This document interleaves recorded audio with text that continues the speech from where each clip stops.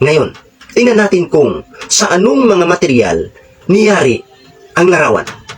Sa Daniel Kapitulo 2, versikulo 31 hanggang 33, sabi po ng tala ng banal na kasulatan, "Ikaw, o hari, nakakakita at narito ang isang malaking larawan.